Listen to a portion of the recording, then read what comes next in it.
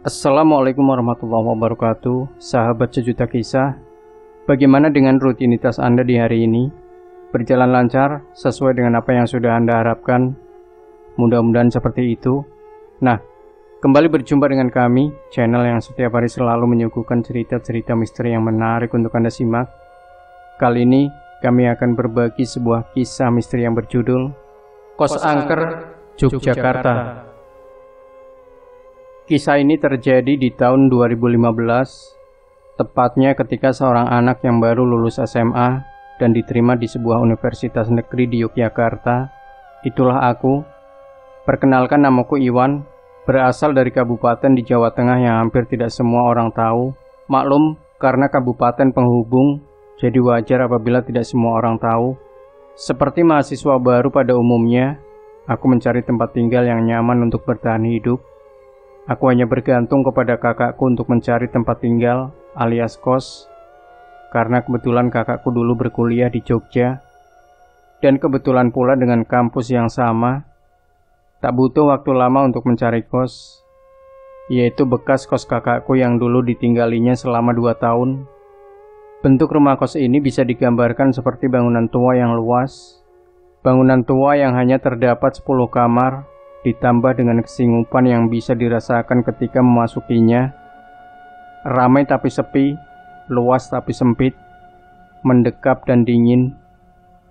Namun keadaan kos seperti itu tidak membuat hatiku bergeming, karena jarak dan tempat yang kupikir mudah dijangkau menjadi nilai plus tersendiri. Akses dekat dengan kampus, berjalan kaki pun tidak perlu memakan banyak waktu menuju kampus.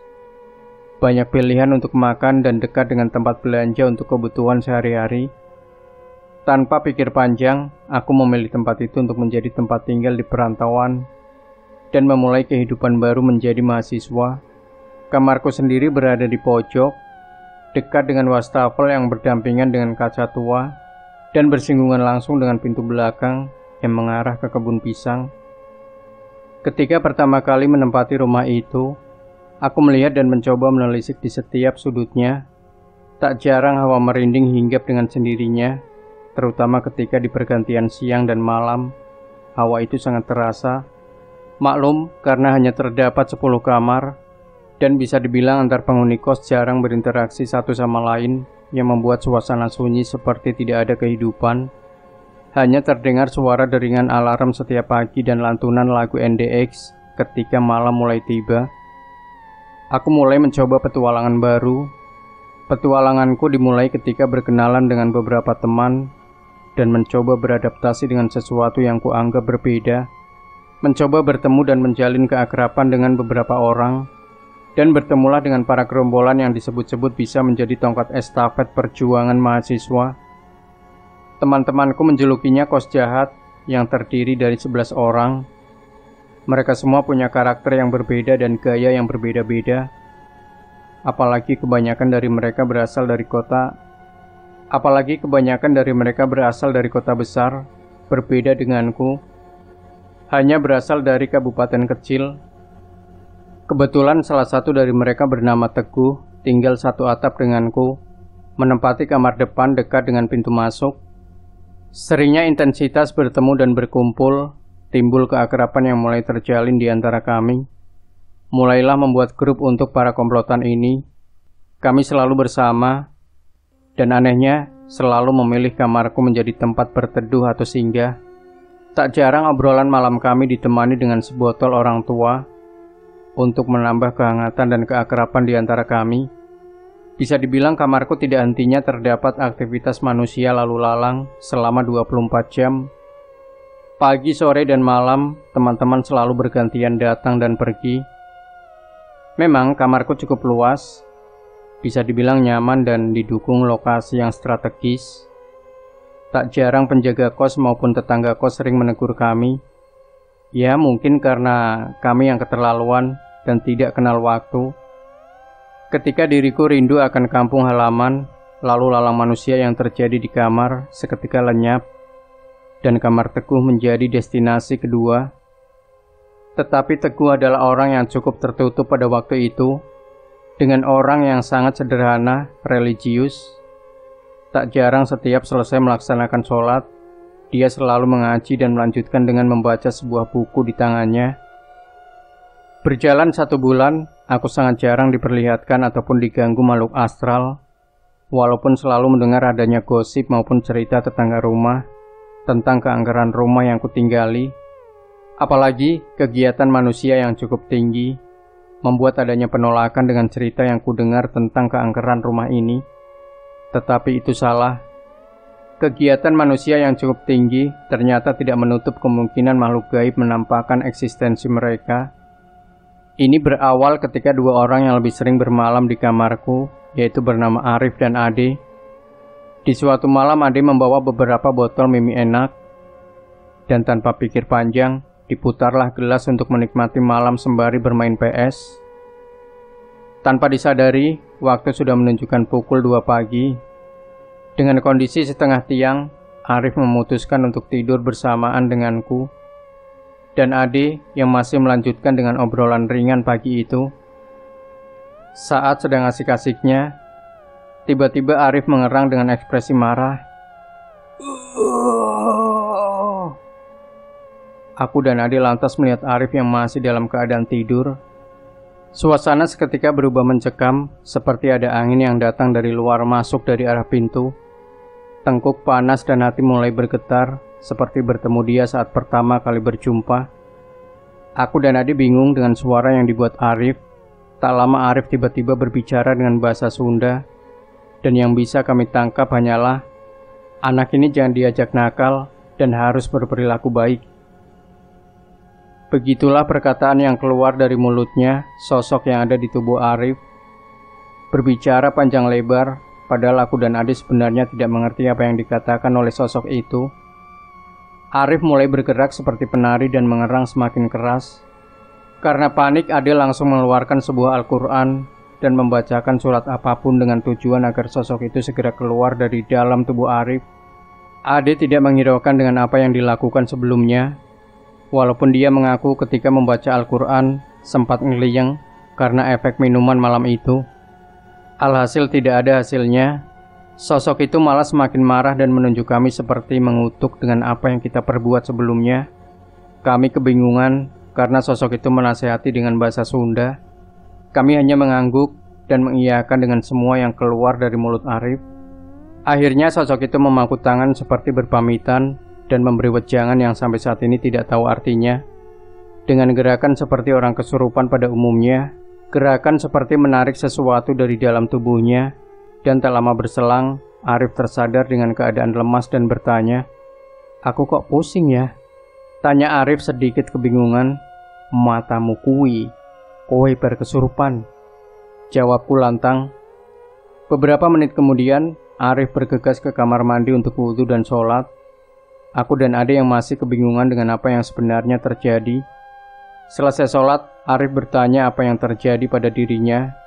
Akhirnya kami menjelaskan secara runtut kejadian sebelumnya. Bukannya menemui titik terang, Arif juga kebingungan sosok apa yang masuk dan berkata seperti itu. Walaupun dia punya firasat yang merasuki adalah leluhurnya, karena dia pernah diceritakan oleh orang tuanya bahwa dia punya leluhur dari bangsawan Sunda. Arif sendiri lahir di kota Yogyakarta, akan tetapi masa kecilnya dihabiskan di tanah Pasundan sampai dia lulus SMA bersama sang nenek. Untuk menetralisir hal yang tidak diinginkan, dengan sesegera mungkin aku dan Ade membereskan kamar dan mencoba mengalihkan perhatian Arif yang masih kebingungan. Sudah tidur, daripada aku nanti yang kesurupan. Aku biasanya minta mie ayam. Susah cari mie ayam jam 4 pagi. Ucap Ade dengan senyuman khasnya untuk mencairkan suasana. Pagi harinya, berita Arif kesurupan tersebar di grup. Dari beberapa orang pun nampak tidak percaya dengan apa yang terjadi dengan Arif dan timbul pertanyaan, Apakah Arif cuma mencari perhatian untuk mencari sensasi belaka? Akan tetapi didukung dengan kepolosan Arif, rasa percaya itu seperti muncul dengan sendirinya. Inilah gesekan gaib yang terjadi pertama kali dan momen terbukanya gangguan yang datang berikutnya, seperti ucapan Sugeng Rawuh untukku dan teman-teman. Kosku memang terkadang sepi, walaupun di tengah kepadatan penduduk dan kegiatan masyarakat yang cenderung lalu lalang setiap harinya. Saat itu entah sengaja atau bagaimana, kosku jadi sepi karena teman-temanku yang tidak berkunjung seharian dan tidak ada satupun penghuni kos di dalam kamar. Sekitar jam 9 malam, keadaan kos yang sunyi. Namun sunyi ini berbeda dari biasanya, karena aku merasa seperti sudah direncanakan. Aku mencoba mencari kegiatan dengan mencuci piring dan membersihkan wastafel untuk mengisi kegabutan. Baru beberapa menit, muncul perasaan tidak enak dalam benakku. Keadaan bertambah sunyi, hanya terdengar gemericik air dari keran wastafel yang menimpa piring dan gelas di hadapanku. Ditambah hembusan angin berasal dari pintu samping yang terbuat dari teralis besi membuat suasana semakin sunyi. Aku mencoba cuek dan melanjutkan kegiatanku. Dan akhirnya itu terjadi. Merinding. Bulu kuduk berdiri dan di situ aku merasakan sesuatu yang janggal. Feelingku berkata ada sesuatu yang berdiri di belakangku. Masih mencoba berpikir positif, tetapi seperti ditolak oleh sesuatu. Mataku seperti ditarik dan mengarah ke sebuah kaca tua yang ada di sebelah wastafel. Dan benar saja, semakin mencoba menahan, namun energi itu semakin kuat. Dan seketika mataku tertuju ke kaca tua. Dari pantulan kaca sangat jelas terlihat sesosok wanita bergaun putih dengan rambut panjang yang hampir setengah badan dan muka yang tertutup poni panjangnya. Sosok itu berdiri tepat di belakangku seperti ingin menemani di keadaan yang sunyi. Suasana semakin memburuk, badanku terasa dingin dan mulai merasakan mual, ingin beranjak, namun muncul perasaan takut ketika berpaling akan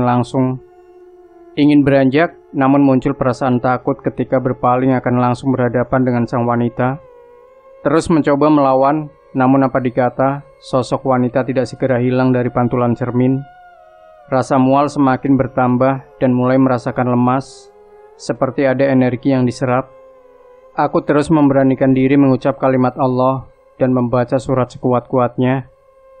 Rasa mual semakin hilang dan badanku semakin lama semakin bisa digerakkan. Mencoba memalingkan badan ke kiri dan perlahan menjauh dari wastafel dengan langkah yang agak cepat.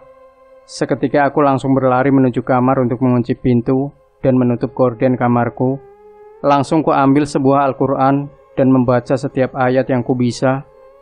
Hingga lama-kelamaan aku merasakan gangguan itu semakin hilang, beriringan dengan rasa lemas yang mulai pulih dengan sendirinya. Setelah kejadian itu, aku tidak pernah lagi mencuci piring pada saat malam hari. Apalagi di saat keadaan kos yang bisa dibilang sunyi. Anehnya, beberapa hari setelahnya, pengakuan beberapa teman yang menginap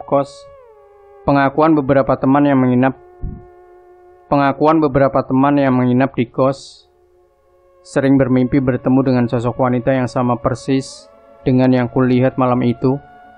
Ketika aku bercerita kepada kakakku tentang kejadian ini, ternyata dahulu sosok wanita ini pernah mengganggu penghuni kos dengan cara menyembunyikan keran air dan kadang membunyikan lonceng yang ada di dekat pintu samping rumah. Pagi berganti pagi, malam berganti malam. Selain kejadian itu, temanku bernama Hendra dengan perawakan yang besar, hitam, dan mirip dengan genderuwo, ternyata pernah mengalami kejadian janggal di rumah itu. Ketika kami mengobrol berdua di kamar, Hendra bercerita dengan apa yang pernah ia rasakan ketika berada di kosku. Hendra bercerita pernah melihat sosok anak kecil, tepatnya di dekat pintu masuk. Dia merasakan sosok anak kecil itu menabrak dirinya ketika berjalan melewati lorong menuju kamarku.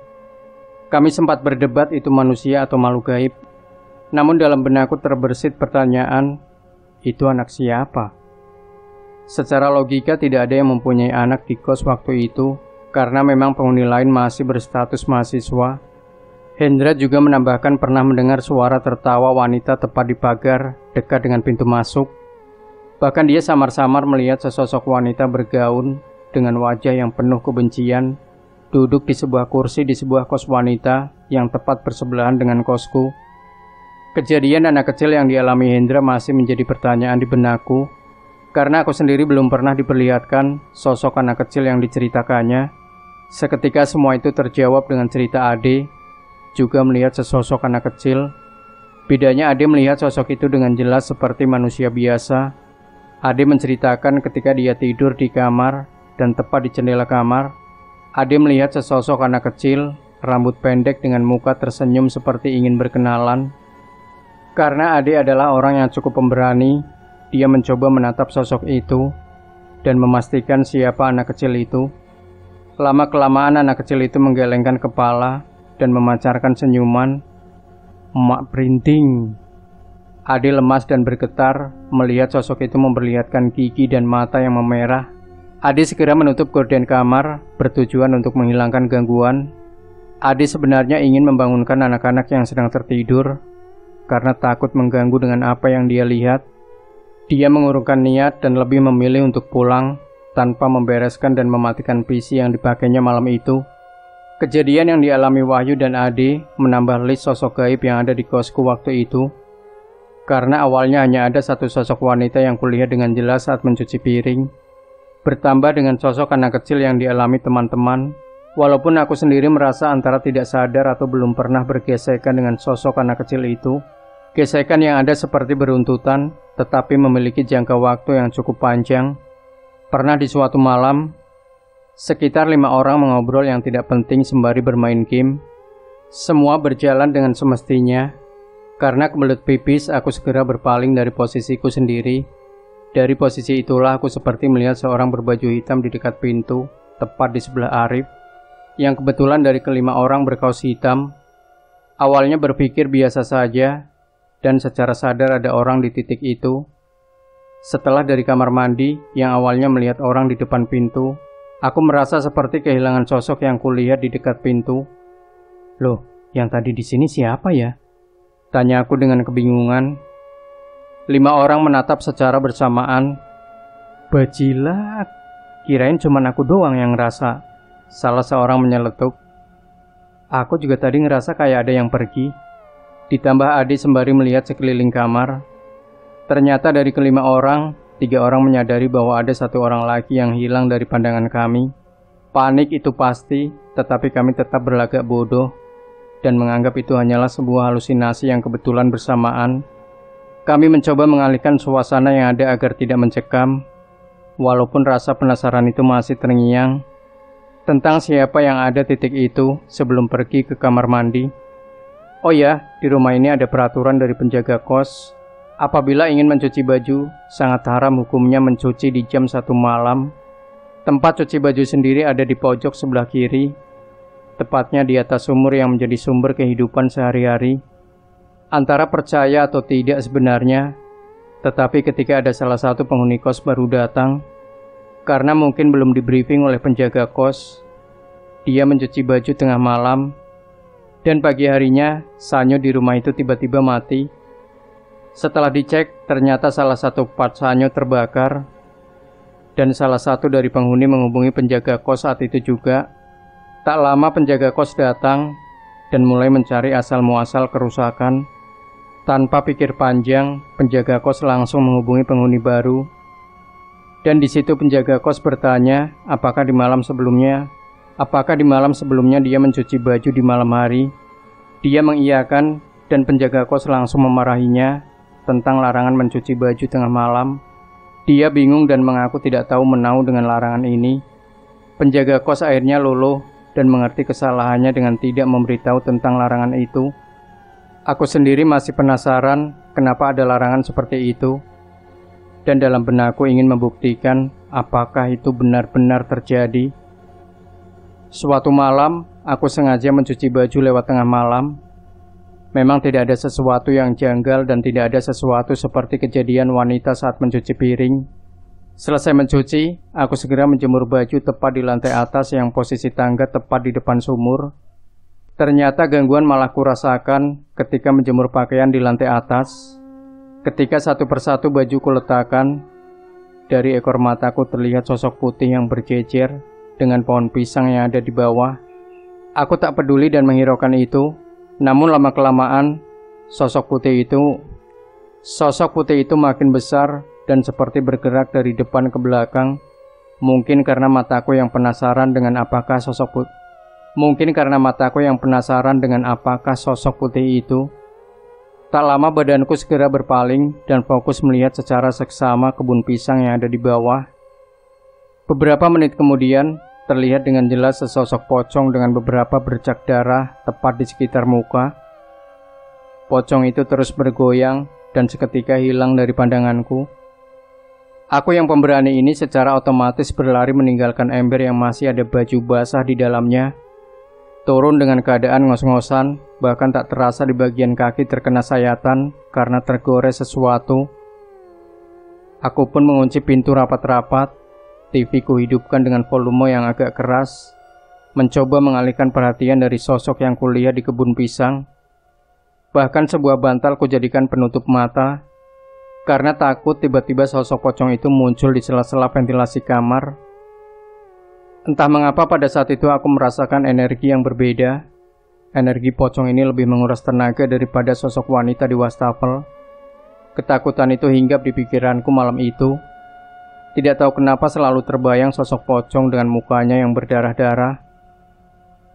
Hingga pagi tiba aku masih terbayang-bayang dengan sosok itu. Bahkan aku tidak menyempatkan untuk tidur, walaupun pagi itu juga ada jadwal kuliah yang harus kudatangi. Lanjutlah aku berkuliah pagi itu, dengan mata sembab dan masih memikirkan apa yang terjadi semalam. Sepulang kuliah aku teringat dengan ember yang kutinggalkan malam itu. Sepulang kuliah aku segera menuju lantai atas, dan betapa kagetnya melihat ada dua orang bapak-bapak sedang memperbaiki sesuatu di tempat cuci baju. "Ada apa, Pak?" tanyaku. "Ini Mas, sanyonya mati lagi." "Padahal kemarin baru diganti baru," jawab salah seorang dari bapak itu. Aku sempat terdiam dan berpikir, ternyata apa yang dibilang bapak kos benar-benar terjadi. Mungkin tujuan dia melarang mencuci baju karena ini. Aku mulai percaya karena dengan pembuktian yang terbukti dan kulihat dengan mata kepalaku sendiri. Tak berselang lama kejadian sanyo mati kembali terjadi. Mungkin karena kepepet harus mencuci. Tetangga kos yang berdampingan dengan kamarku mencuci baju di jam terlarang. Dan pagi harinya tukang sanyo datang lagi dengan raut wajah mereka yang agak kebingungan. Sebenarnya rasa penasaran sangatlah besar, dan yang menjadi pertanyaan adalah, apa sebenarnya penyebab adanya larangan seperti itu? Sempat ingin bertanya, namun seperti ada yang mengganjal, dan ada rasa tidak enak, karena takut penjaga kos akan tersinggung membahas tentang larangan itu. Namun ada suatu momen di mana aku dan penjaga kos duduk berdua di teras rumah, dan aku pun tidak menyia-nyiakan momen itu. Di tengah obrolan aku bertanya, "Beh, kok nggak boleh nyuci jam 1 itu, kenapa ya?" tanyaku sembari menikmati segelas kopi. Di situ penjaga kos menjelaskan bahwa di zaman kakakku dulu, sanyo yang ada di dalam sumur sering hidup sendiri, padahal sudah dimatikan dan tandon sudah dalam keadaan penuh. Anehnya suara itu tidak panjang, namun patah-patah seperti menyampaikan sebuah kode. Bahkan penjaga kos pernah mendengar suara ketukan dari dalam sumur. Karena penasaran dia membuka penutup sumur, dan ternyata tidak ada sumber suara yang menyebabkan suara itu terjadi. Karena sanyo itu dianggap rusak, akhirnya diganti baru, namun masih saja berbunyi. Selalu seperti itu. Hingga suatu hari ada kejadian memakan korban yang disebabkan adanya suara dari sanyo itu. Dan setelah kejadian itu tidak pernah ada lagi suara-suara dari dalam sumur tersebut. Aku pun sempat bertanya dengan kakakku tentang kejadian yang dimaksudkan. Tetap saja kakakku tidak pernah mau bercerita kejadian itu. Kakakku hanya menceritakan sosok wanita yang kuceritakan. Waktu mencuci piring dahulu, sering menampakkan dirinya di tempat yang sama. Dan kakakku juga membenarkan adanya sosok Simbah bertongkat yang menjadi penjaga sumur. Dan menambahkan bahwa sosok Simbah itu sangat sensitif ketika ada sesuatu yang mengganggu dirinya. Dari sinilah aku berpikir, apakah kejadian Arif kesurupan? Apakah ada hubungannya dengan sosok Simbah yang ada di sumur? Masih menjadi tanda tanya besar di benakku. karena pada waktu Arif kesurupan menggunakan bahasa Sunda dan pengakuannya adalah leluhur dari Pasundan. Lama-kelamaan gangguan yang ada di rumah itu semakin menurun setiap harinya. Hanya di waktu-waktu tertentu saja sosok wanita menampakkan dirinya, terutama ketika ada orang baru dari gerombolanku maupun teman-teman dari penghuni kos yang lain. Dan sosok anak kecil itu tidak pernah lagi memunculkan diri semenjak Ade dan Hendra bercerita tentang mereka yang bergesekan langsung dengan sosok anak kecil.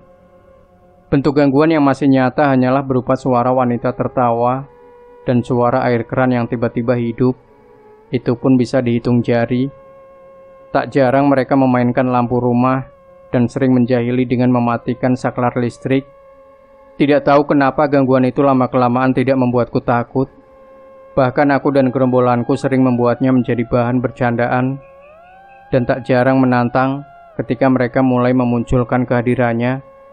Gangguan yang paling ekstrim hanya di saat awal menempati kos. Ibarat sedang beradaptasi dan mendapat sambutan dari para makhluk yang ada di sana.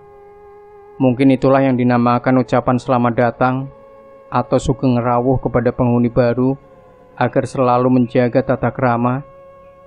Singkat cerita, berjalan sekitar 6 bulan, tiba-tiba penjaga kos mengumpulkan kami para penghuni kos dan berkata bahwa kos yang kami tinggali akan direnovasi dan mengharuskan kami pindah sesegera mungkin. Kami diberi jangka waktu 3 minggu untuk pindah. Sedikit kecewa karena kami harus berpindah dengan rasa nyaman yang mulai terbangun saat itu. Walaupun sering muncul gangguan, akan tetapi rasa nyaman muncul dengan sendirinya. Mungkin karena sudah terbiasa dan sudah menjadi kebiasaan. Bingung mau di mana lagi selain tempat ini. Karena merasa sedang nyaman tinggal di rumah ini. Tapi apa daya, dengan terpaksa aku mencari tempat tinggal baru. Berkeliling ke sana kemari, namun jarang ada yang cocok. Karena barangku yang cukup banyak dan memakan tempat. Apalagi mencari di awal tahun agak susah. Teman kampus yang mendengar aku harus pindah ternyata membuat beberapa dari mereka tertarik untuk mengajakku mengontrak rumah. Beberapa dari mereka mengajakku karena ada yang tidak nyaman dengan kosnya sekarang. Sempat ingin mengajak Teguh, namun dia sudah menempati kos baru yang hanya berjarak 800 meter dari rumah itu. Muncullah Gembot dan Bejo, mereka adalah orang pertama yang mengajakku mengontrak rumah. Setujulah dan kita berencana mencari rumah dengan 3 kamar dengan harga yang cukup miring. Sudah bisa ditebak, susah sekali mencari kontrakan dekat kampus, akses mudah dan harga terjangkau. Apalagi mencari rumah dengan kamar yang berjumlah 3 tidaklah mudah pada waktu itu. Akhirnya kami berinisiatif mencari orang lagi agar mudah mencari, karena kebanyakan rumah yang kami datangi berjumlah 4 kamar.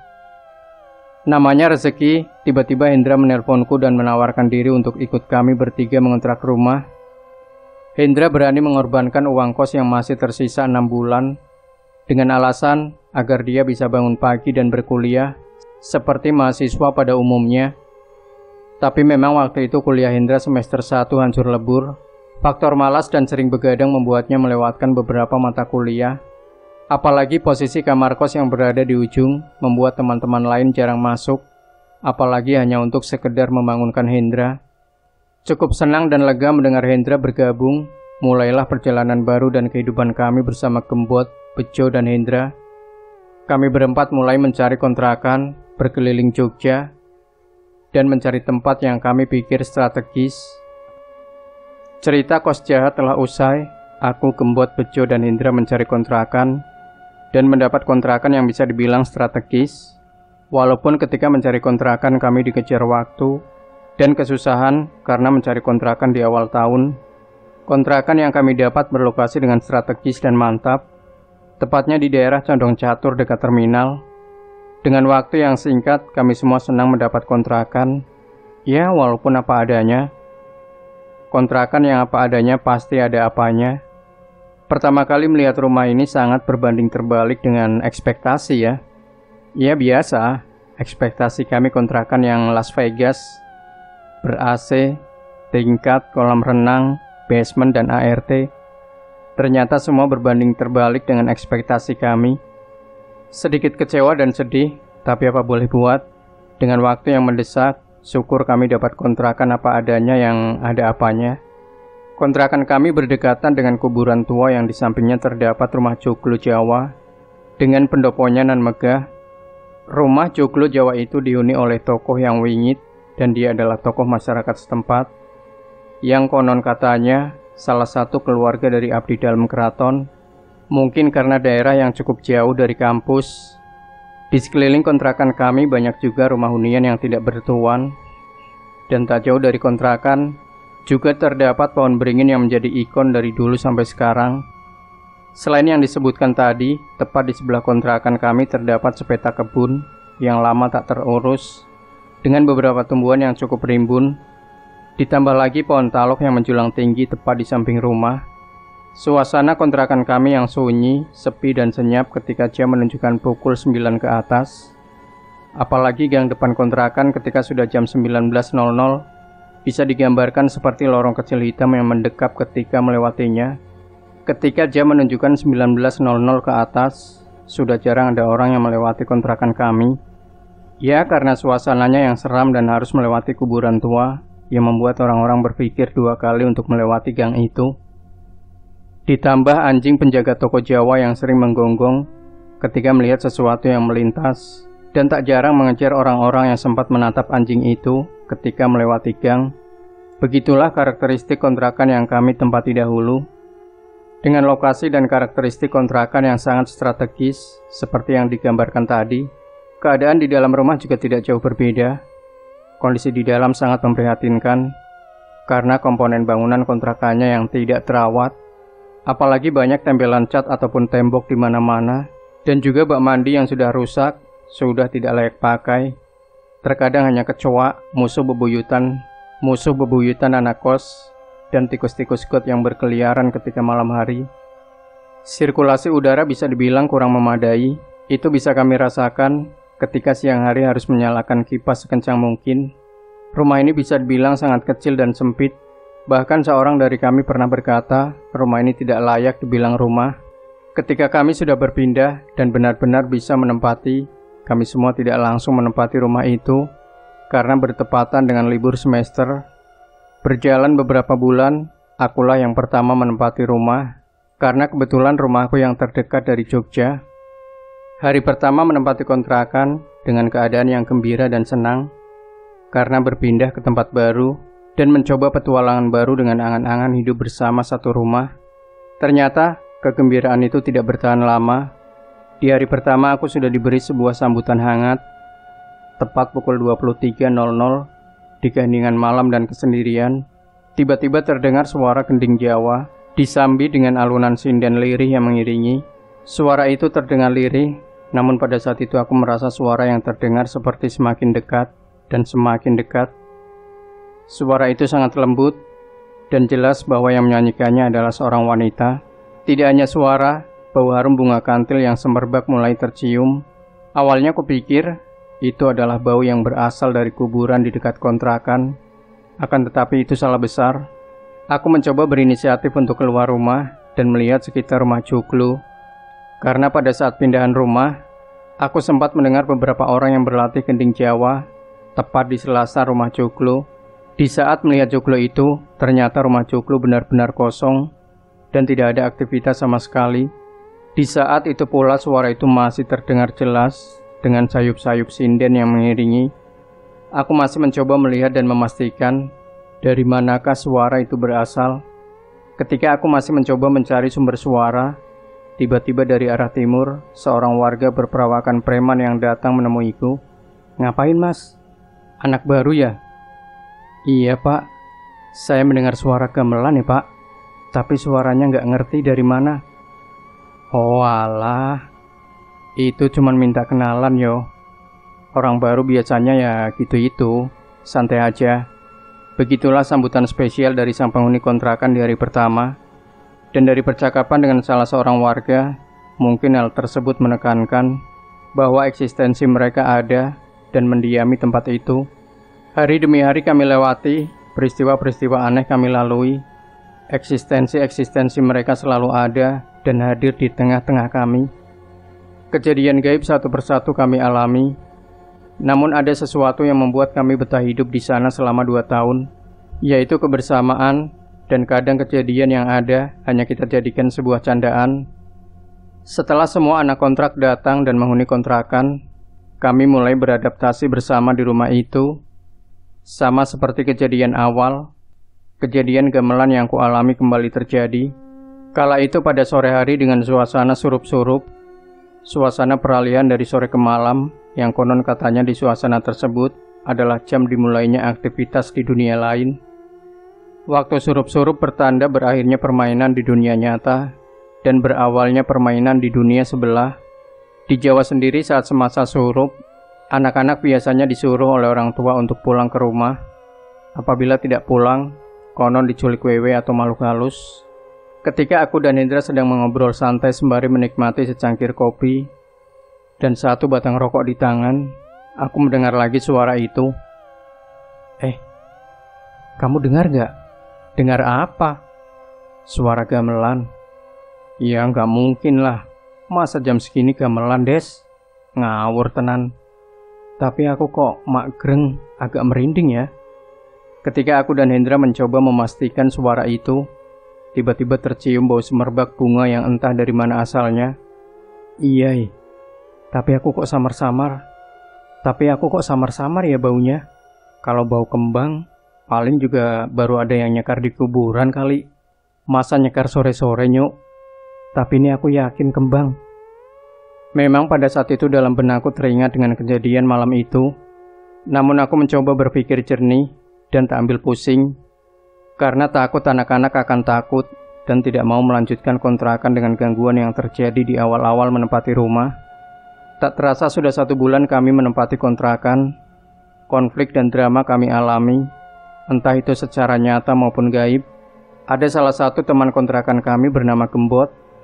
Dia memutuskan untuk pindah karena masalah pribadi dan lingkungan di kontrakan yang membuatnya tidak nyaman. Sebelum Gembot berpindah kontrakan, gangguan di kontrakan juga dialami oleh Gembot. Saat itu Gembot sedang membereskan pakaian di kamarnya. Tak lama berselang, Gembot berpindah ke ruang tengah dan berniat menuju ke dapur. Namun Gembot mengurungkan niatnya dan lebih memilih duduk di depan kamar, tepatnya di ruang tengah. Dari posisi Gembot duduk, terlihat dengan jelas sebuah jendela yang langsung menghadap keluar.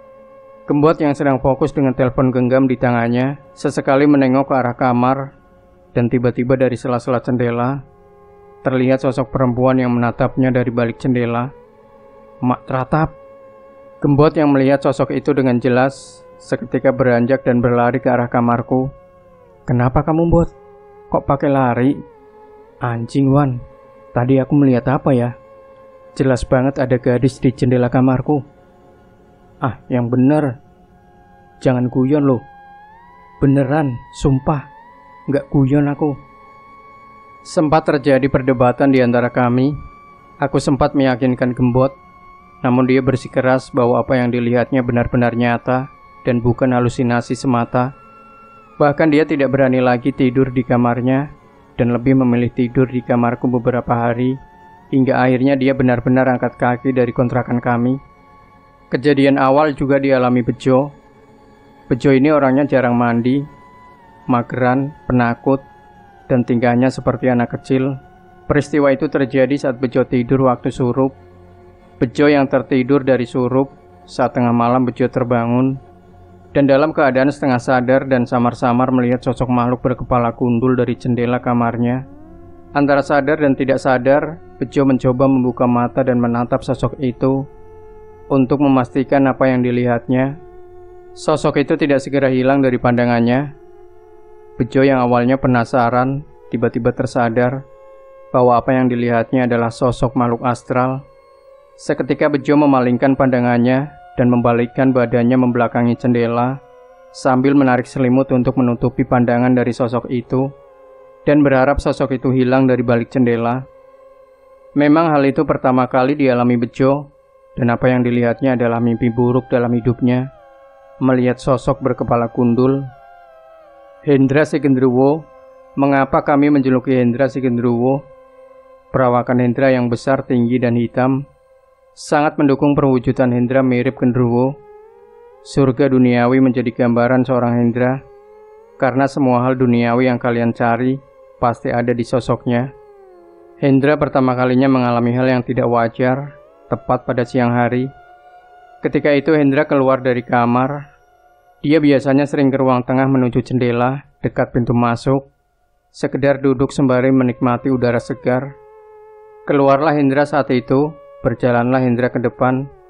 Hendra melihat Arif sedang tiduran sambil main HP. Sembari mengambil udara segar, Hendra membakar rokok sebatang, lalu berjalan kembali ke kamarnya. Setelah berjalan ke kamarnya sembari melihat kamar teman-temannya, Hendra merasakan sesuatu hal yang janggal ketika lewat kamarku. Dari ekor matanya Hendra melihatku sedang membelakanginya sembari menatap jendela. Hendra saat itu lewat dengan keadaan yang cuek dan lewat begitu saja. Beberapa menit kemudian, Hendra keluar lagi untuk mengajak Arif makan. Tak hayal dia melewati kamarku kembali. Dia mengaku melihat diriku dengan posisi yang sama seperti saat awal tadi dia lihat. Rif, kamu sudah makan belum? Belum, Mi. Gimana? Ayo makan yuk. Burjo apa penyetan? Burjo aja udah. Yo, ayo. Setelah perbincangan singkat dengan pedenya Hendra yang amat lumayan. Rif, tunggu. Iwan diajak juga. Hah? Lawang Iwan dari tadi di kampus, belum pulang. Dan terus tadi yang di kamarnya siapa? Mereka saling menatap dan mencoba mengecek kamarku untuk memastikan. Alhasil kamarku kosong, dan apa yang Hendra lihat adalah hayalan dari sebuah eksistensi gaib yang ada. Mereka saling menatap dan mencoba mengecek kamarku untuk memastikan. Memang saat itu aku sedang di kampus dari pagi, dan baru pulang malam harinya. Berceritalah mereka ketika aku pulang ke kontrakan. Aku hanya bisa tertawa kecil, dan kemudian menutup jendela yang menghadap garasi, dan selalu membuka pintu kamar untuk berjaga-jaga. Kejadian itu memang tidak satu kali terjadi. Ketika teman kami bernama Kevin membawa pacarnya bernama Email, yang bisa dibilang seorang indigo. Email yang sempat excited dengan kontrakan kami, mencoba berkeliling dan melihat kamar yang ada di kontrakan. Dan saat itu tiba, sepulang kuliah sore, dan ketika aku masuk ke rumah, sembari membereskan sepatu, tiba-tiba Email nyeletuk, "Pacarmu kamu tinggal apa, Wan?" Hah? Mana ada, Mel? Pacarku nggak kuajak kok. Nggak ada kelas juga hari ini. Anjir. Terus, itu siapa di kamarmu? Nggak bener deh ini rumah. Email sempat shock dan mengajak Kevin untuk segera keluar dari kontrakan. Saat itu Email melihat seorang wanita yang sedang berbaring santai di kasur empuk. Menurut penuturan Email, wanita itu berperawakan manusia berambut panjang dan memakai baju putih seperti manusia biasa. Namun mau apa dikata, 4 orang lain yang saat itu ada di kontrakan juga tidak melihat pacarku datang ke kontrakan. Dan kesaksian mereka di kamarku juga tidak ada orang sama sekali. Dari situlah aku mencoba merefleksikan kejadian sebelumnya dengan kejadian Email. Memang ada sosok yang sering menyerupai manusia di kontrakan, dan sosok ini disinyalir adalah sosok perempuan penunggu pohon talok. Sosok perempuan ini sudah menjadi buah bibir masyarakat sekitar. Pernah di suatu hari, Arif membeli lauk di dekat kontrakan, dan ditanya oleh penjual setempat tinggal di mana. Arif kemudian menjelaskan tempat tinggal kami yang ada di dekat pohon talok. Tak disangka-sangka, si ibu dengan santainya berkata bahwa di pohon talok sudah terkenal angker.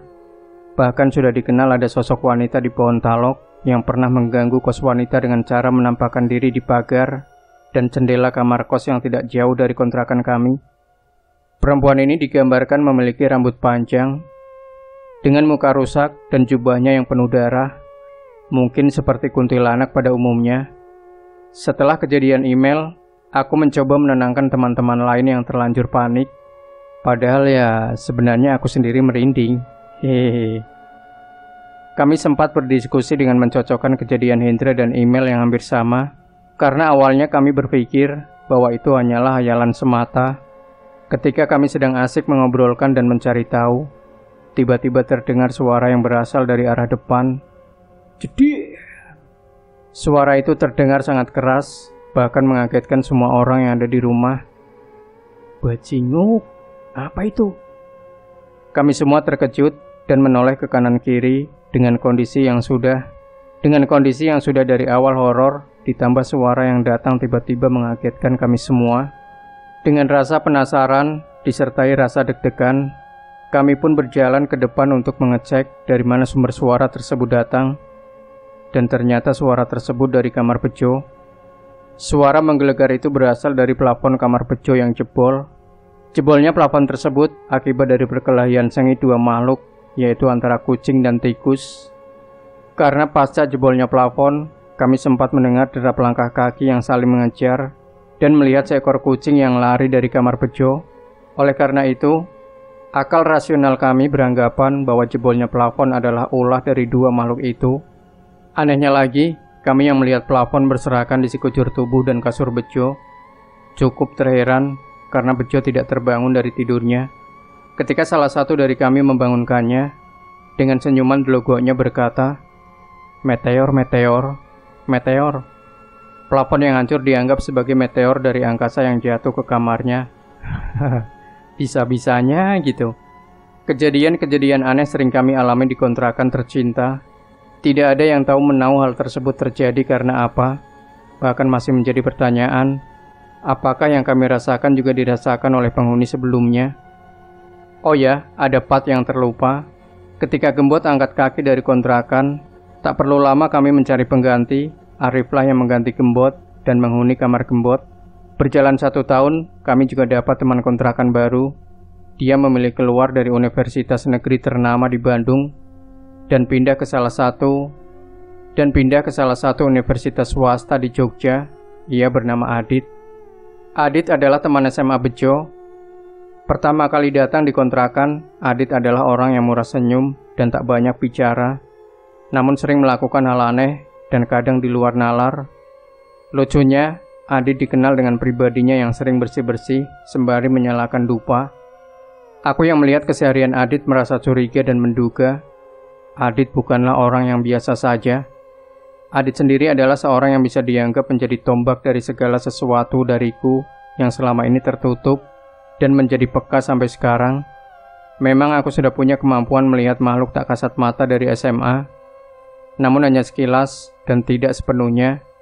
Bisa dibilang yang dulu mungkin hanya 40% berubah menjadi 90%. Maklum saja, memang Adit ini adalah orang spesial dalam hal gaib. Bahkan ketika kami sudah berpisah baru-baru ini, Adit selalu menunjukkan bakat yang selama ini ia pendam. Tak dipungkiri beberapa dari kami kadang terkejut dengan bakat yang selama ini ia pendam. Semua berbanding terbalik ketika Adit pertama kali bergabung dengan kontrakan. Aku, Arif, dan Hendra sempat biasa saja dengan Adit ketika pertama kali dia menyambangi kontrakan. "Mas, saya mau nunut di kamarnya Bejo ya." Begitulah kalimat Adit ketika meminta izin teman kontrakan lain. Bahkan kami tidak tahu nama asli Adit pada waktu itu. Kami memanggilnya Entus. Nama itu kami tahu dari Bejo yang sering memanggilnya Entus. Nama Entus berasal dari klub bola yang disukai Adit, yaitu Juventus. Cukup logis. Beberapa hari tinggal, suatu sore saat aku dan Arif pulang dari kampus, sempat tercengang ketika kontrakan yang biasanya berserakan dan kotor menjadi bersih, bahkan wangi dengan bau dupa semerbak di setiap sudut. Arif yang dasarnya penakut agak panik karena bau dupa yang tiba-tiba terhirup di hidungnya. "Bau apa ini?" Harum banget. Ini kayaknya dupa, Arif. Tapi siapa yang bakar dupa jam segini ya? Aku dan Arif mencoba mencari sumber dupa, dan benar dugaan awalku. Setelah membuka kamar Bejo, kami melihat Adit yang sedang tertidur, dan terlihat di pojokan beberapa dupa yang menyala dengan iringan lagu Jawa klasik berbunyi lirih. Keanehan awal inilah yang membuat kami berpikir, apa maksud dari Adit menyalakan dupa? Apakah hanya ingin membuat wangi-wangian, atau ingin sesuatu yang lain? Kami sempat berpikir positif bahwa yang dilakukan Adit hanya ingin membuat wangi-wangian semata. Bahkan Arif sempat bertanya kepada Adit, dan respon Adit hanya tersenyum. "Gak apa-apa ya, biar wangi aja." Hari-hari terus berjalan dan beriringan dengan kelakuan Adit yang semakin membuat berpikir dia orang aneh. Tetapi kedekatan kami dengan Adit malah melebihi kedekatan kami dengan Bejo, yang notabene Bejo adalah teman kami dari awal kuliah. Adit selalu berulah ketika berada di kontrakan. Adit adalah orang terrajin yang pernah kutemui. Dia selalu membersihkan kontrakan dengan dupanya yang selalu menyala. Bahkan saking seringnya kami sudah terbiasa dengan bau dupa setiap kali Adit membersihkan kontrakan. Pernah di suatu malam, dan kejadiannya di kamarku lagi, Helmi diperlihatkan sosok bayangan hitam dari balik jendela. Dia melihat sosok itu ketika sedang mengambil sebotol obat yang ada di atas lemari kamarku. Beberapa jam kemudian, kami langsung disuguhkan Adit yang tertidur di kamarku dengan salah satu tangannya keluar ke jendela, seperti menggapai sesuatu. Tak lama kemudian terdengar isak tangis keluar dari mulut Adit. Suara tangisan Adit. Kenapa, Dit? Jangan diganggu dulu, kasihan sama mbaknya. Mendengar perkataan Adit malam itu, aku bergegas memanggil Arif dan Kevin yang kebetulan ada di kontrakan. Kevin yang berasal dari Medan dengan suara lantangnya mencoba bertanya kepada Adit. Ih, kenapa kau? Ada apa di jendela itu rupanya? Tidak ada jawaban dan hanya rintihan tangisan Adit yang terdengar. Kami mencoba mengalihkan Adit dari posisinya tidur, karena takut terjadi seperti Arif di kosku dahulu. Namun selalu ada penolakan dari badannya. Bahkan kami sempat menarik, namun Adit tak bergemam dari posisinya. Pada saat itu kami bingung harus melakukan apa dan harus bagaimana. Akhirnya kami memilih membiarkan Adit dengan tangisannya malam itu. Pagi harinya kami melihat Adit yang tersenyum bahagia dan tidak menceritakan apapun kejadian malam itu. Sampai sekarang, kami pun tidak tahu apa sebenarnya yang terjadi malam itu. Dari semua kamar dan tempat yang ada di kontrakan kami, memang kamarku adalah tempat yang paling sering terjadi gesekan gaib yang dialami anak-anak kontrakan maupun orang luar kontrakan. Mungkin itu adalah faktor kamarku yang berdekatan langsung dengan pohon talok, walaupun dipisah oleh garasi rumah. Berbicara pohon talok yang diceritakan di awal tadi, memang pohon talok ini mempunyai energi yang cukup kuat. Seperti yang diceritakan di awal tadi tentang perempuan yang sudah menjadi ikon warga sekitar. Walaupun gangguannya berbeda, akan tetapi kami pernah berprasangka semuanya adalah ulah dari sosok perempuan itu. Perempuan ini bisa dibilang sering berkeliaran ke garasi yang memang berdekatan dengan kamarku, dan juga ada sosok hitam seperti genderuwo. Namun sosok hitam hanya satu kali menampakkan diri ketika Arif melihat sosok bayangan sebelum Adit menangis di malam itu. Sebenarnya bukan hanya teman-teman yang mengalami gangguan di kamarku. Suatu hari aku yang sedang mengerjakan tugas dengan laptop yang terpangku di kakiku. Pada saat itu aku membelakangi jendela kamarku yang langsung menuju garasi. Saat sedang fokus dengan apa yang kukerjakan, tiba-tiba aku merasakan sesuatu yang sedang berdiri di belakangku. Dalam benakku sebenarnya ingin melihat belakang, namun dalam benakku merasakan adanya penolakan. Kun fayakun, yang terjadilah. Ketika layar laptopku dalam mode sleep, disitulah aku melihat pantulan dari layar sesosok putih dengan rambut panjang. Sengkring. Aku sesegera mungkin menutup korden dan pergi dari kontrakan. Aku yang melihat Adit sedang menonton TV di ruang tengah dan kebetulan sedang main ke kontrakan, mengajaknya untuk pergi mencari makan. Adit sempat menolak, namun aku memaksanya agar dia ikut bersamaku. Ayolah deh, makan sendiri ah. Aku habis makan. Sudahlah, ayo. Setelah beberapa kali aku memaksanya, akhirnya kami pergi ke Burjo, dan dengan senang hati aku menceritakan apa yang kualami sebelumnya. Niatku ingin mencari teman agar tidak diganggu lagi. Ade malah ikut ketakutan dengan apa yang kuceritakan. Ade sempat tidak ingin kembali ke kontrakan, namun mau gimana lagi. Hanya kami berdua di kontrakan dan tidak ada lagi tempat berteduh lain.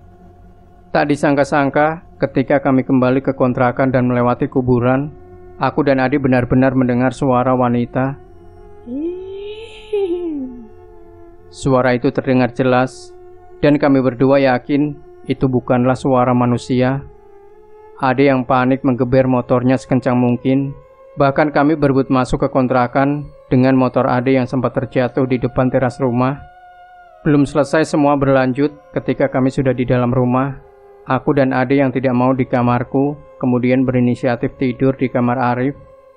Namun beberapa menit kemudian, gangguan itu muncul lagi. Terdengar suara ketukan pintu sebanyak 3 kali. Tok tok tok. yang beriringan dengan bau semerbak bunga. Di situ kami sudah tidak menghiraukan lagi dan mencoba memejamkan mata dengan harapan suara itu tidak kembali datang. Kejadian kembali berlanjut, kali ini dialami oleh teman luar kontrakan bernama Galang. Dia yang datang pada pukul 11 malam memasukkan motornya ke dalam garasi. Pada saat itu, kebetulan ada 4 orang yang sedang menonton TV. Dengan kepolosannya ia bertanya kepada kami, "Bray, selain kalian berempat, ada siapa lagi ya?" "Gak ada tuh." "Kenapa, Lang?" "Lah, terus ibu-ibu yang ada di dalam mobil itu siapa ya?" Kami berempat seketika saling melirik, dan beberapa dari kami tertawa kecil. Memang di garasi kontrakan kami terdapat mobil pemilik rumah. Kadang setiap pagi atau malam sering dicek oleh pemilik rumah hanya untuk sekedar menghidupkan mesin. Namun di malam hari, itu benar-benar tidak ada orang sama sekali, dan kami merasa tidak ada yang lalu lalang ke dalam garasi. Kejadian yang hampir sama juga dialami Email. Dia yang datang bersama Kevin pada waktu sore hari, melihat lampu garasi yang belum dihidupkan. Email yang berniat menghidupkan lampu garasi, tak sengaja melihat sosok wanita yang bersandar di pojok belakang. Email yang terkejut seketika terdiam dan hanya bisa menunduk, berharap sosok itu segera pergi dari posisinya. Email yang memalingkan badan untuk segera pergi dari garasi sempat melihat lagi sosok itu. Ternyata sosok itu belum benar-benar menghilang. Email memberanikan diri untuk menatap dalam beberapa detik, dan apa yang dilihatnya adalah kepala sosok wanita itu yang bergerak memutar dan tiba-tiba menunduk dengan rambut panjang menutupi seluruh muka hingga batas pinggang. Tatapan itu tidak segera berakhir, malahan mereka saling menatap dan seperti beradu kekuatan, hingga akhirnya sosok itu lenyap dengan sendirinya. Suatu ketika, dengan keadaan sekitar kontrakan yang biasanya sepi, seketika berubah drastis. Kala itu kebun samping kontrakan kami dirombak dan dijadikan sebuah angkringan. Bahkan angkringan itu dinamakan Angkringan Sortalok. Selama grand opening, angkringan selalu ramai pengunjung.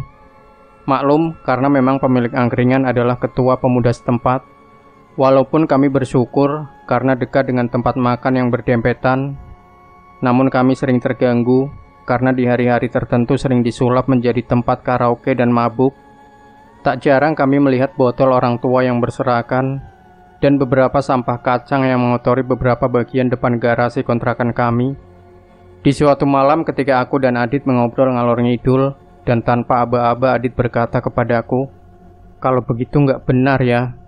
Kasihan pohon taloknya jadi terganggu. Pasti sebentar lagi ada yang marah, Wan." Aku yang mendengar perkataan Adit sempat bingung, bahkan menghiraukan perkataannya. Tetapi tiba-tiba dalam hatiku mencoba menerka-nerka apa yang ia maksudkan. Bahkan aku sempat melupakan itu dan tidak menggubris apa yang Adit katakan. Baru beberapa hari lagi setelah ucapan Adit, entah kebetulan semata atau memang ada benang merah dengan ucapan Adit, siang itu hujan sangat deras disertai angin. Anehnya angin besar hanya terjadi di sekitar kontrakan, tepatnya di daerah terminal Condong Catur. Angin sangat besar, bahkan hujan yang sangat deras mengakibatkan beberapa atap kontrakan bocor. Tak hanya itu, beberapa genteng rumah warga juga hancur disapa angin. Disinilah cocok lagi itu muncul. Pohon talok yang menjulang tinggi itu seketika tumbang dan menimpa garasi kontrakan, serta membuat beberapa bagian roboh. Salah satu teman kami yang kebetulan berada di dalam garasi karena ingin memasukkan motornya tertimpa dahan pohon dan membuat kepalanya bocor bersimbah darah. Kejadian angin itu membuat kami melakukan kerja bakti bersama warga sekitar.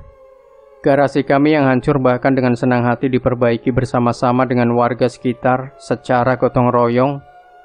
Aku memang tidak terpikirkan ucapan Adit kala itu. Barulah ketika Adit pulang dari rumahnya di Sukoharjo, langsung menemuiku di kamar. "Benar kan? Ini loh yang tak maksud. Alam itu harus dihormati. Kalau tidak ya seperti ini. Dibilangin ngeyel kok." Tak lupa disusul dengan senyuman khas dan menaikkan dagunya. "Jadi ini maksudmu kemarin, Dit?" Jawabku dengan penuh keheranan. Di situ aku sempat bingung dan aku hanya berpikir apakah itu memang efek dari angkringan yang mengganggu pohon talok. Ataukah hanya kebetulan semata? Semua itu terjawab setelah pohon talok itu roboh, dan logikanya mereka tidak ada tempat lagi selain kontrakan kami. Apalagi kontrakan kami berdempetan dengan pohon talok. Gangguan semakin terasa dan semakin memunculkan eksistensinya.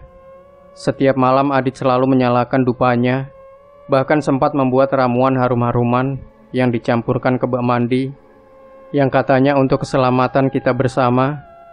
Namun masih saja ada yang percaya, ada yang tidak. Di sore hari yang cukup panas kala itu, aku dan teman kontrakan lain sedang asik duduk di teras dan ruang tengah. Aku dan Hendra duduk persis di depan jendela depan yang langsung menghadap jalan. Seperti biasa, di depan kontrakan sering ada akamsi yang bermain dan berlari untuk mengisi waktu luang mereka. Entah itu halusinasi yang bersamaan atau bagaimana. Aku dan Hendra melihat seorang anak kecil yang berjalan dari arah timur ke barat.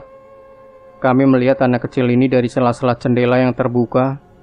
Namun, ketika anak kecil itu melewati jendela, kami kehilangan pandangan. Anak kecil itu lagi di sisi lainnya. Awalnya aku mengira hanya aku saja yang melihat sosok anak kecil itu. Selang beberapa detik, "Loh, Des, kamu lihat nggak? Bajingan. Tak kira cuma aku yang lihat. Anjing. Di mana tadi anak kecil itu?" Ternyata bukan aku saja yang melihat anak kecil itu, dan Hendra juga melihat dengan jelas anak kecil itu melewati jendela. Hendra mencoba keluar dan mengecek siapakah tadi dan di mana anak kecil itu berada, namun hasilnya nihil.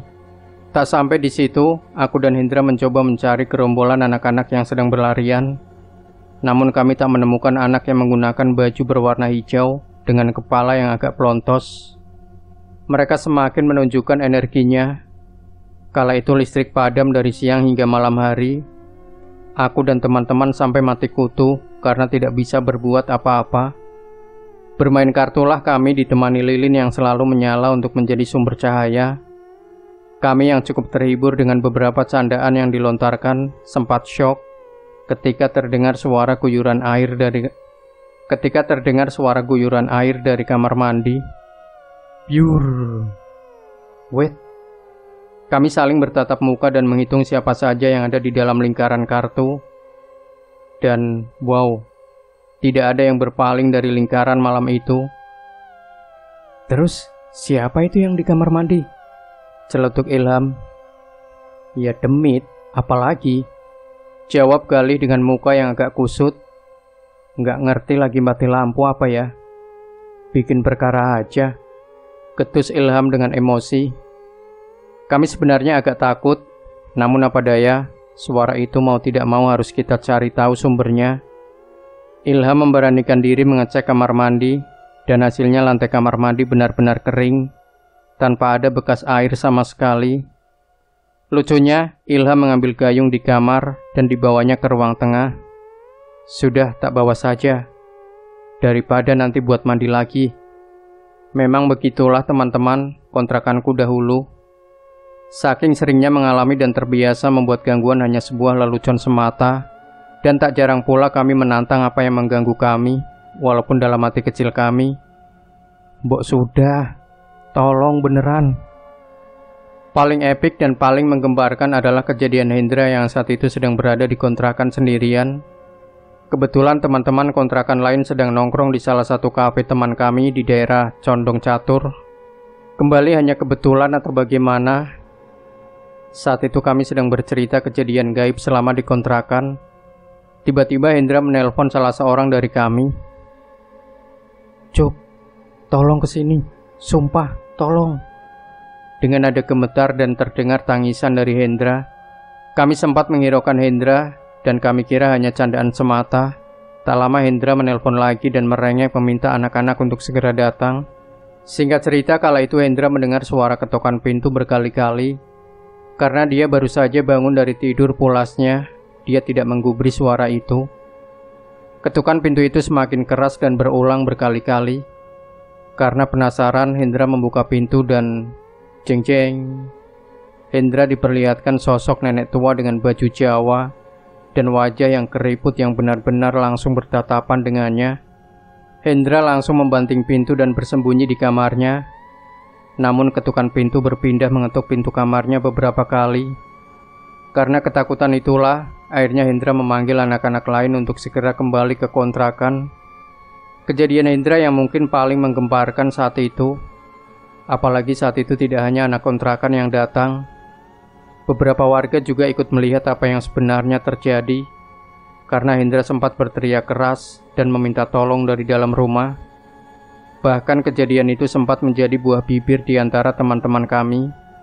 Tetapi kembali lagi, aku dan teman-teman kontrakan lain hanya berharap kejadian Hendra tidak terjadi kepada yang lain. Setelah tumbangnya pohon talok membuat energi itu semakin kuat, dan gangguan kadang juga semakin terasa. Tak hanya penghuni kontrakan, namun tamu yang berkunjung tak jarang mendapat sambutan hangat. Pernah ada kejadian di mana saat itu malam Jumat, beberapa teman kampus ada yang singgah di kontrakan, sekitar 5 orang. Seperti biasa kami mengisi obrolan malam itu dengan menikmati secangkir kopi dan beberapa tema obrolan yang berbeda-beda di ruang tengah. Di tengah keasikan kami, tiba-tiba terdengar suara dari arah dapur. Srek, srek, ting. Suara piring yang digerakkan oleh sesuatu. Awalnya kami mengira itu suara yang dibuat oleh tikus yang sering berkeliaran. Setengah jam kemudian, suara itu terdengar, namun lebih keras dari sebelumnya. Pada saat itu dalam pikiranku, itu bukanlah suara yang disebabkan oleh seekor tikus. Benar saja, setelah suara kedua, tak berselang lama terdengar suara piring pecah dari arah dapur. Biar. Beberapa dari kami yang mendengar suara itu bergegas menuju dapur rumah, mengecek suara yang baru saja kami dengar, dan ternyata tidak ada piring pecah sama sekali. Weh, kok nggak ada yang pecah ya? Respon salah seorang teman kami bernama Helmi sembari mengecek sekitar dapur. Teman-teman lain yang mendengar perkataan Helmi dari dapur berbondong-bondong menuju dapur, dan benar saja, tidak ada bekas pecahan piring. Bahkan kami mencoba mencari ke dalam semua kamar, dan tidak ada pecahan piring sama sekali. Kami kebingungan dari mana suara itu berasal, dan mencoba melupakan suara pecahan piring itu dengan bermain kartu. Walaupun dalam pikiran kami masih ada yang mengganjal dengan suara itu, gangguan masih berlanjut. TV yang memang tidak kami nyalakan sebelumnya, tiba-tiba menyala dengan sendiri. Mungkin karena refleks, kami secara bersamaan menatap TV yang menyala tanpa ada sebab. Kami sempat menuduh salah seorang bernama Galih yang pada saat itu agak jauh dari lingkaran kartu. Namun Galih mengelak dan menunjuk remote TV yang posisinya berada di dekat TV. Lah, terus siapa tadi? Celetuk Ade dengan wajah penuh tanda tanya. Alah, paling itu demitnya pohon talok. Sudah, biarin aja. Jawab Ilham yang memang dikenal seorang yang pemberani. Saat itu kami semua merasakan campur aduk antara takut dan sok berani. Wajah kami yang awalnya riang, setelah TV yang menyala itu perlahan membuat mental kami surut. Walaupun jumlah kami banyak, akan tetapi tetap saja ada rasa was-was dalam benak kami. Puncaknya saat waktu menunjukkan jam 2 dini hari, kami merasakan hal aneh. Beberapa dari kami mulai mencium bau semerbak bunga yang entah dari mana asalnya. Mungkin itu adalah pertanda agar kami menghentikan aktivitas malam itu.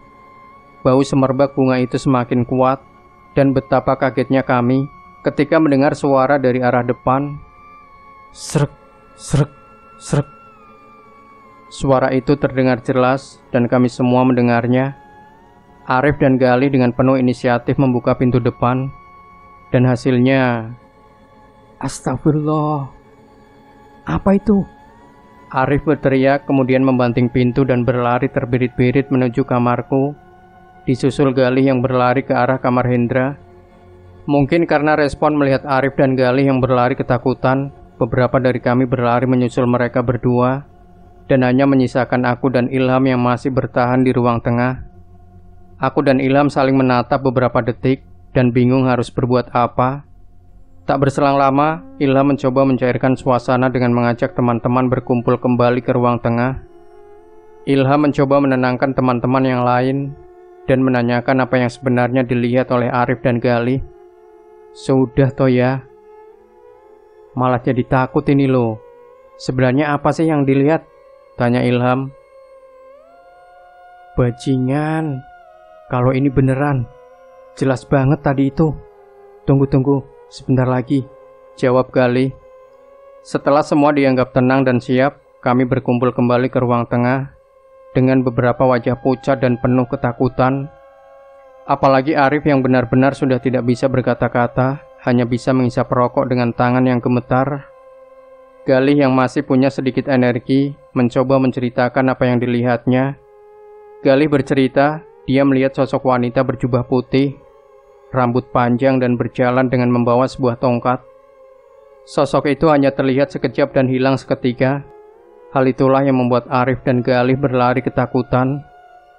Ketika kami mendengar penjelasan dari Galih, kami memutuskan untuk mengakhiri kegiatan malam itu dan memilih tidur bersama di ruang tengah karena takut gangguan akan kembali terjadi.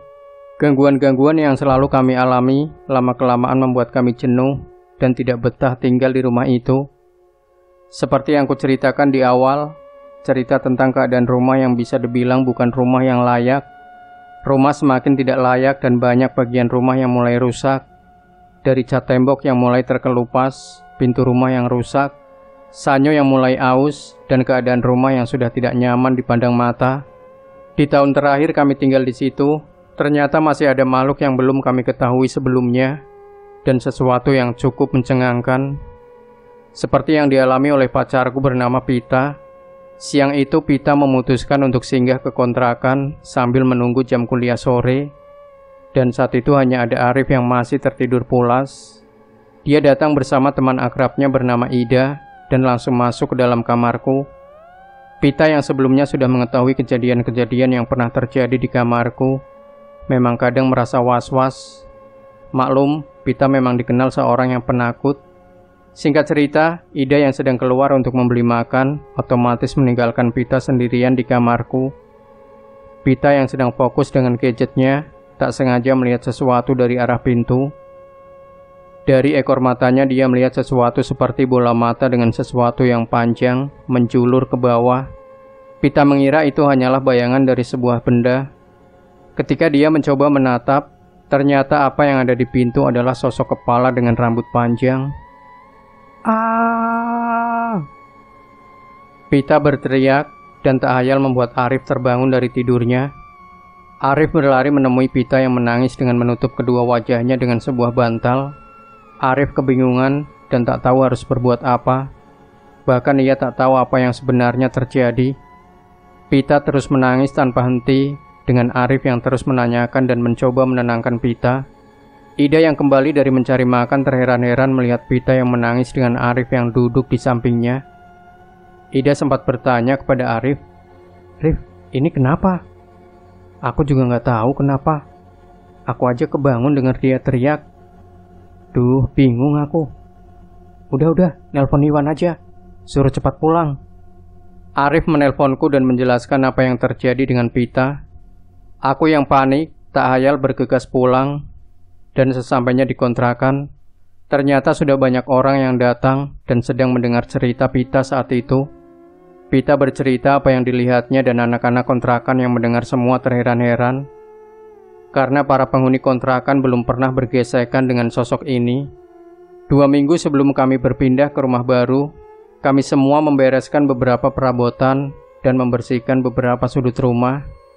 Adit yang saat itu bertugas membersihkan bagian dapur berteriak karena menemukan sesuatu. "Oi, teman-teman, ini aku nemuin yang keren-keren nih," berteriak diiringi dengan suara tertawa. Aku yang mendengar perkataan itu sudah menebak, pasti yang Adit temukan bukanlah sesuatu yang nalar. Benar saja, Adit menunjukkan sebilah keris kecil yang dibalut dengan kain putih. Arif sempat tidak percaya dan berdalih itu hanyalah akal-akalan Adit semata. "Enggak, Rif, aku dapat di atas dapur loh, serius." Adit kemudian membawa kami ke dapur dan menunjukkan tempat di mana dia menemukan keris itu. Ternyata ketika kami melihat dan mengecek sekitar, Hendra menemukan sebuah batu berwarna hijau dan sempat terkejut karena batu yang ia ambil mengeluarkan hawa panas. Hendra sempat membuang batu itu karena hawa panas yang ia rasakan. Bejo dengan responnya segera mencari dan menemukan batu itu bergerak seperti ada sesuatu di dalamnya. Aku, Arif, Bejo, dan Hendra tidak berani mengambil batu itu. Dan bisa ditebak, Aditlah yang mengambil batu dan segera ia simpan ke dalam sebuah kain miliknya. Memang, isu-isu soal pusaka keris dan batu pernah kami dengar dari salah seorang sesepuh setempat. Dia bercerita bahwa dahulu sebelum kami tinggal, rumah ini pernah digunakan oleh penghuninya untuk hal klinik, dan sebelum ada bangunan yang kami tempati, dahulu ada 2 pohon talok yang konon pohon itu berpasangan. Karena pembangunan, akhirnya salah satu pohon ditebang, dan sekarang kedua pohon sudah hilang karena kejadian hujan angin yang diceritakan sebelumnya.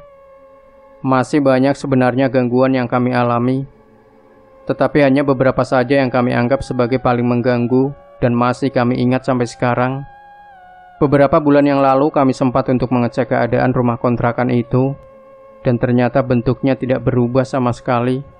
Warna cat masih sama, dan ornamen-ornamen bangunan masih sama ketika kami pertama kali mengontrak di akhir tahun 2015. Setelah kami tinggal 2 tahun di kontrakan yang penuh dengan gangguan di daerah Condong Catur, kami berpindah ke sebuah rumah di belakang UPN. Ketika kami berpindah rumah saat itu, kami sempat berharap tidak akan merasakan hal-hal gaib dan hal aneh yang kami alami dahulu. Apalagi kontrakan baru ini termasuk rumah baru dan berada di perumahan padat penduduk. Ternyata itu hanyalah sebuah harapan semata. Kami masih merasakan itu, bahkan lebih ekstrim dari sebelumnya. Mungkin begitulah garis besar cerita pengalamanku saat hidup merantau di Yogyakarta. Sebenarnya masih banyak cerita-cerita lain dan keunikan lain ketika hidup di kota ini, namun semua akan kuceritakan kembali di saat waktu yang tepat. Demikian sahabat Sejuta Kisah, jangan lupa berikan komentar Anda, like, share video ini, subscribe channel Sejuta Kisah, dan nantikan kembali cerita-cerita misteri terbaru dari kami. Wassalamualaikum warahmatullahi wabarakatuh.